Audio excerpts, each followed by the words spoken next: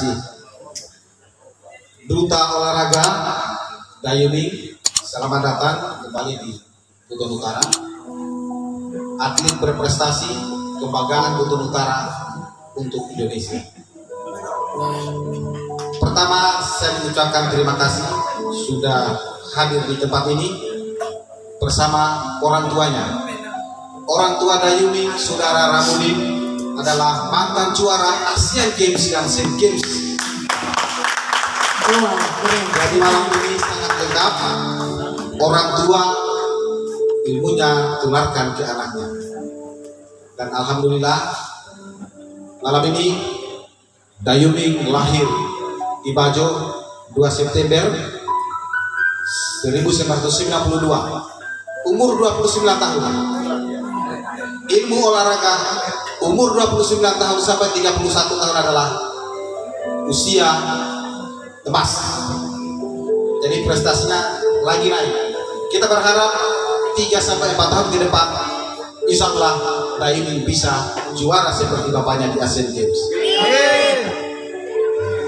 Itu awal kata dari saya. Pemerintah daerah sangat respon dan sangat berterima kasih sudah membawakan nama baik Buton Utara di tingkat nasional maupun internasional. Terakhir saya sampaikan, insya Allah tahun depan Dayuni akan mengikuti kejuaraan di Vietnam. Kita berharap dan kita berdoa mudah-mudahan atlet kita bisa membawa nama baik Indonesia. Ini bukan lagi milik Buton Utara, tapi ini sudah milik Indonesia. Sudah milik Indonesia. Cikal bakal beliau ini sejak tahun 2010 Dayuni sudah ikut SEA Games. Terus sampai 2016 ikut Asian Games. Baik di Cina, di Myanmar, di Filipina, terakhir kemarin di Asian Games Jakarta tahun 2018. Jadi sepertinya sangat lengkap. Mulai dari prof, mulai dari PON, SEA Games, Asian Games. Mudah-mudahan bisa sampai ke Olimpiade. Kita berharap Sulawesi Tenggara bisa ada atlet masuk di Olimpiade seperti yang terjadi kemarin di bulu tangkis. Untuk itu malam hari ini kita akan berbincang kupas tuntas, kupas habis masalah Dayuni mulai dari awal sampai hari ini. Inilah orangnya, kita hadirkan orang tuanya.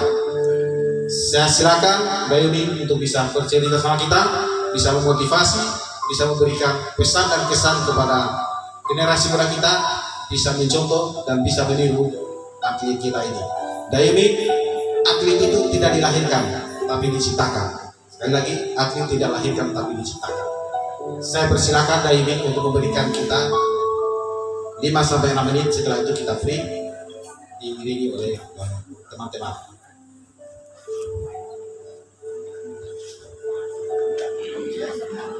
Iya, kami persilakan.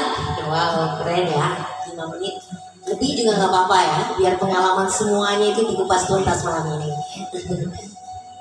Ya, sebelumnya saya berterima kasih kepada Pak Kadis ya, Pak Kadis Pora sama teman-teman di sini, termasuk Pak Disub juga yang hadir di sini.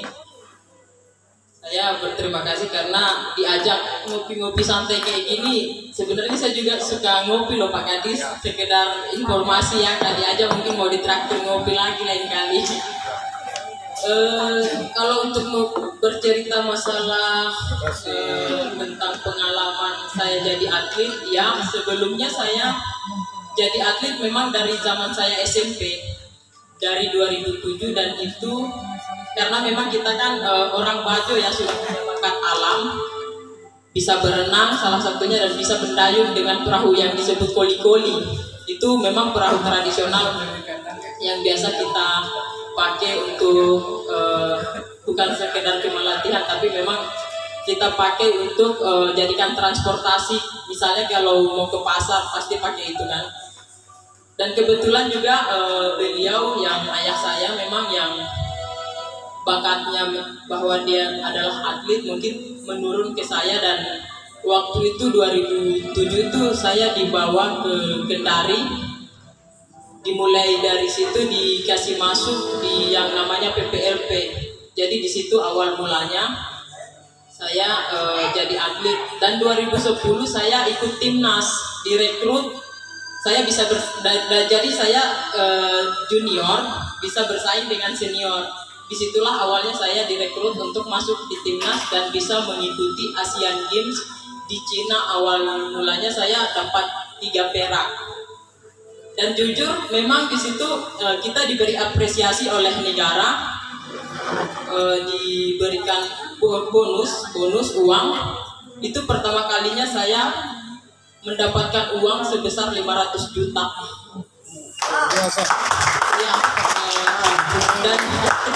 Ya, dan pada saat itu saya masih SMA. Jadi waktu SMA saya ke bank loh, ini sekedar cerita aja. Saya ke bank, disangka sama orang banknya saya ini ngerampok kali.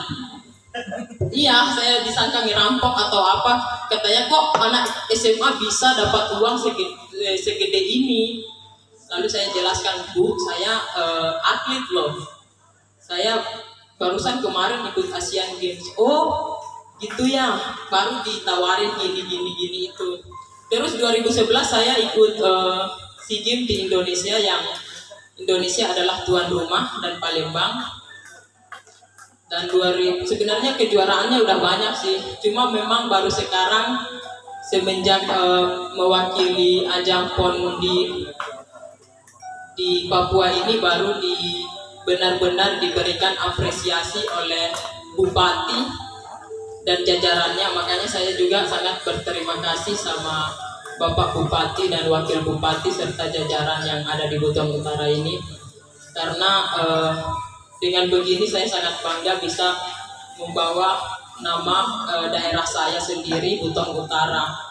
Karena setiap saya ditanya asalnya dari mana, saya pasti selalu jawab saya dari Ireke. Awalnya sih bukan bilangnya Buton Utara, saya dari Ireke. Karena memang di peta itu tertulis di situ ada Ireke. Jadi saya memperkenalkan ke teman-teman saya juga se-Indonesia. Kadang mereka bukan nyebutnya lagi Buton Utara, tapi kamu yang punya Ireke ya, sudah kayak gitu. Jadi mungkin kalau untuk mau bicara masalah pengalaman tentang atlet saya, kurang lebih sudah sama seperti ayah saya. Jadi ayah saya juga suka bilang bahwa kamu harus ikut kejuaraan ini baru bisa ngalahin saya. Jadi mungkin sekarang saya udah ngalahin prestasi ayah saya, ya Pak, gimana Pak? Jadi harapan saya juga mungkin selanjutnya kayak di sini saya lihat ada atlet tenis ya, tenis meja.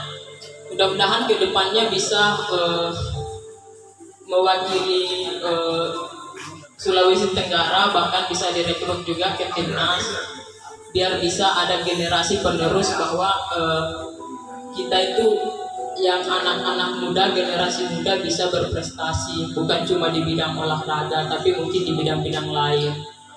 Jadi bakat kita itu jangan cuma dipendam aja, tapi harus disalurkan. Mungkin juga bisa pemerintah, maksudnya Pemda bisa membantu cabur-cabur lain, atau mungkin dinas-dinas lain juga bisa membantu untuk kemajuan bukan sekedar di bidang olahraga, tapi di bidang-bidang lain untuk kemajuan Buton Utara. Mungkin itu saja. Iya, ini awal cerita. Dewi saya baru tahu kemarin kalau Dewi ini PNS di Kementerian Pemuda dan Olahraga 2018. Apa ini karena hasil dari Asian Games kemarin? Jadi memang dari kita atlet itu di zaman sekarang itu kita jadi atlet sudah tidak seperti zamannya ayah saya, yang notabene-nya kalau misalnya kita yang katanya tidak diperhatikan. Kalau untuk sekarang jadi atlet itu diperhatikan. Kalau berprestasi dapat medali emas bakal diangkat jadi PNS. Ya terbukti sendiri sama saya. Jadi waktu 2018 setelah Asian Games yang di Indonesia tuan rumah Jakarta Palembang, kita direkrut jadi PNS jalur khusus prestasi oleh kementerian, masih menterinya Pak Imam Nahrawi.